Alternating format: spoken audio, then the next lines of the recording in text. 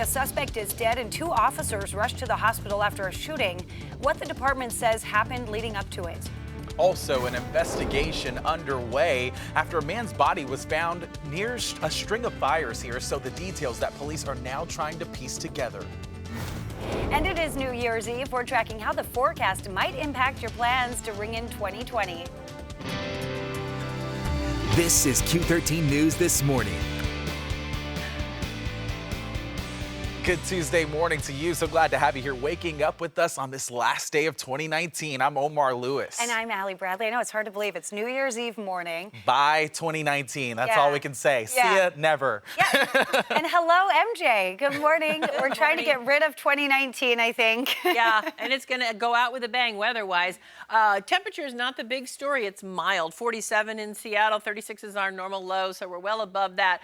It's the rain and the wind, and the rain is still on the way, and so is the wind, by the way. We're mainly dry along the central corridor here in western Washington. I want to just quickly point out that it's snowing like crazy in Spokane right now. So dry around Lake Washington, Seattle, Bellevue, also up to Everett. But notice north of Everett, a few showers. Tacoma's still dry, but wow, the rain is on the way. I'll show you a future cast in the next weather hit.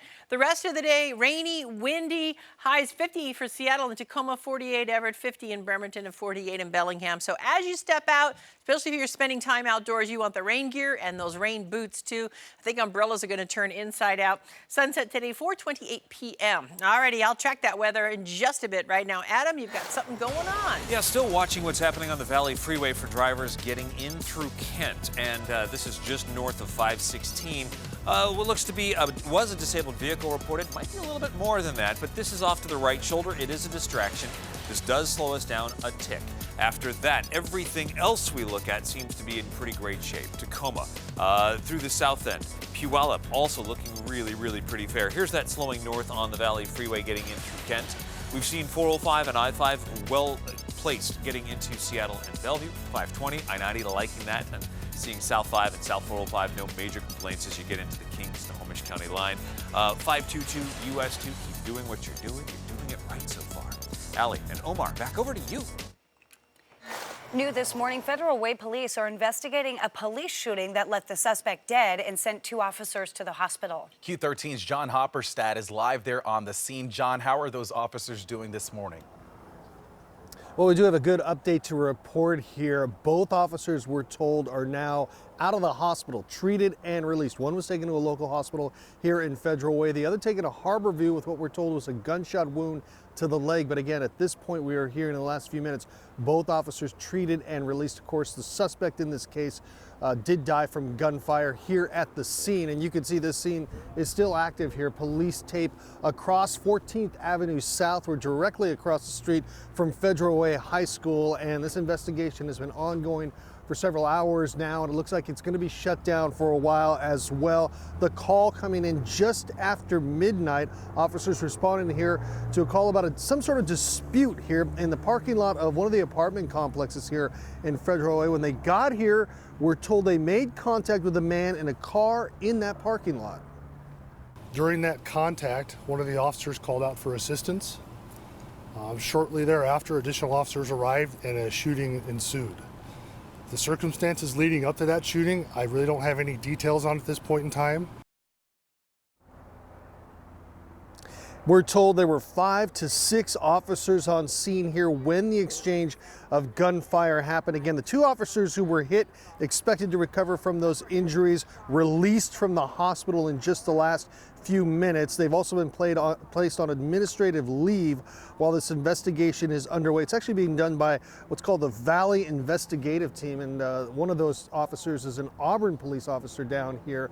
These are all outside agencies that investigate these situations whenever an officer is involved with a shooting here, like we're seeing in Federal Way right now. But again, 14th Avenue South, from this spot here all the way down to the end of the block is still shut down, and we're told it's going to remain that way for several hours here as this investigation is still underway here in Federal Way. Guys.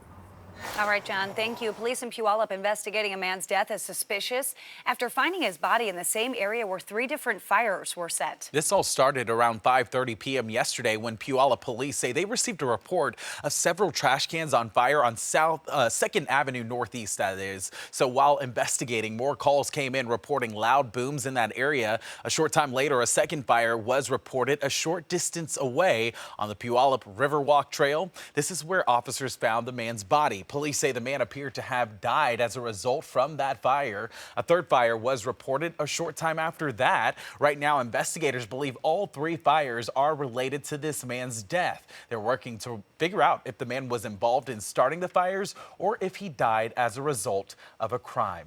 7:03 is now your time, and we're also learning more about an arrest in the murder of a Snohomish County man. Detectives tracking that suspect, 32-year-old Jeremy Todd Stahelli, to a hotel in Red Bluff, California on Sunday. They booked him into the local jail there for the murder of 34-year-old Brant Stewart. A hiker discovered Stewart's body on a logging road near Skycomish 2 days before Christmas. He'd been shot, and the suspect in the case is behind bars awaiting extradition back to Washington.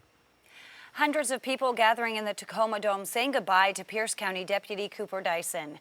He was killed December 21st in a crash as he raced to help other officers responding to a domestic violence call just days before Christmas.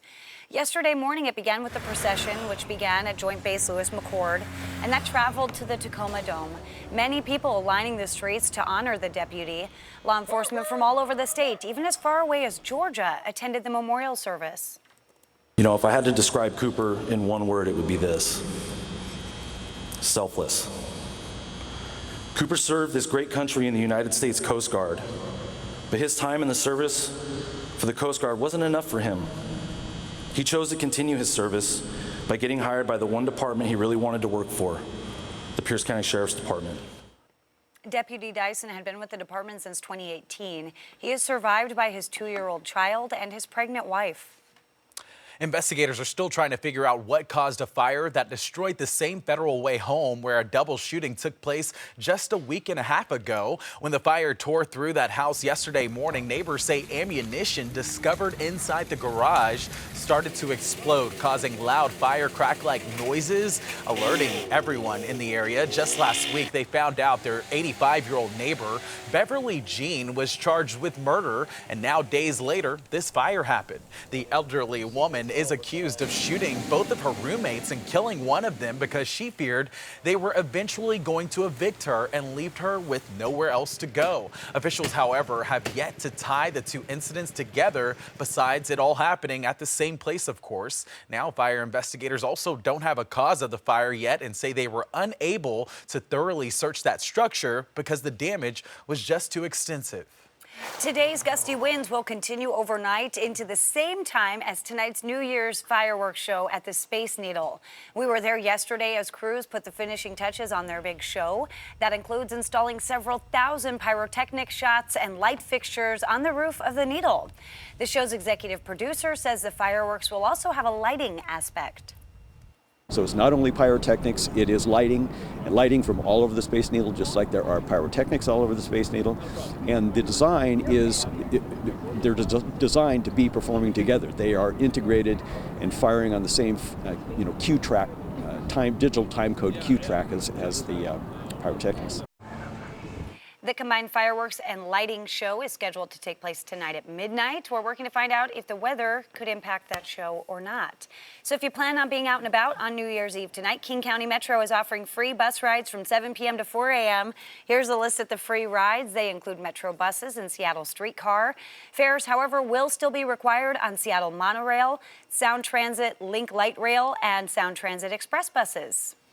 Have a prediction that people will be running to those buses because of the rain out there. Yeah, it's gonna be wet. It looks like we could get a little rain shadow, meaning not raining right at midnight. So fingers crossed, there's still a chance of showers, and it is going to be really There's going to be a lot of people windy. out and about, you know, up to midnight, too. So. There's a big party at the Space Needle. yeah. There's all kinds of other parties, of course, going on. So here we go. And in case you want to stay home, the weather in New York City looks fantastic for the big ball drop there.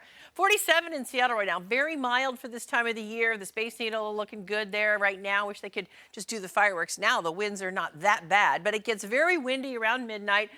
Again, around 47 for the temperature at that time, so pretty mild, not too cold. It'll be showery and those gusty winds happening. The rain is just pouring on board right now, and we're just going to start the new year off, end the old year and start the new year on a really soggy note. Spokane's getting snow right now, cold enough there for that. We're all rain, including over the mountains. Right now, still dry around Lake Washington, down to Tacoma and up to almost Everett, but just south of Tacoma, that rain is starting to push on board, and you can see also East Pierce County getting wet. Olympia out to the coast, a super soaker. To the north, we're starting to get some rain just north of Everett, and then Skagit and Whatcom counties are filling in. The San Juans and most of Clallam County soaking right now.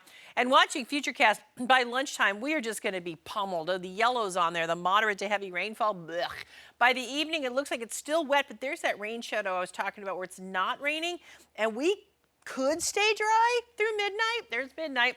I'm not going to bet on it, but it could happen. And then tomorrow morning, we wake up to more rain. It's just going to be a super sloppy start to the new year.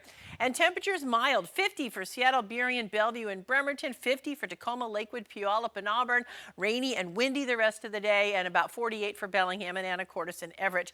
And then tomorrow, lots of showers and rain coming at you sideways, breezy, 50. Thursday, rainy and breezy, and 44, so colder. We'll be talking about mountain snow in the passes probably. Late Friday into Saturday, more rain, breezy, and then Sunday, Monday, guess what? We keep that chance of showers around. A nice sunset picture for you on this last day of the year. This is Macaw Bay out there on the north coast from Jim in Westport. Beautiful color for that. And also saying goodbye to 2019. All righty, Adam, what's going on with the roads right now? Still talking what we see for drivers north on the Valley Freeway, trying to get up just past 516 with this flashing light show on the right shoulder, making Kent a little bit of a slow point for drivers this morning getting out, but that's the one slow point that we have north on the Valley Freeway, just north of 516. We'll find Tacoma and Puyallup, JBLM, the south end, Parkland, Puyallup, all starting out lighter than normal, turning out really pretty fair. Here's that blip of slowing northbound on the Valley Freeway getting in through Kent. Right after that, everything else that we've kind of seen here have just been sort of anomalies or little kind of glitches here or there. But starting out, floating bridge decks looking great out of the north, South 5, South 405. Still looking really quite sharp across the King-Snohomish County line. 522 US 2, no major complaints for us. State ferries this morning have been on time. Sounder Rail continues to be well played. Mountain passes, Snoqualmie Pass, no restrictions, but Stevens and White Pass traction tires advised. We turn our attention to Mount Baker and Blewett, with also traction tires advised and no oversized loads this morning. Allie and Omar, back over to you. All right, coming up next, Amazon and Ring now facing a major lawsuit over concerns that their cameras are vulnerable to hackers. The reason why the companies are placing blame on the customers.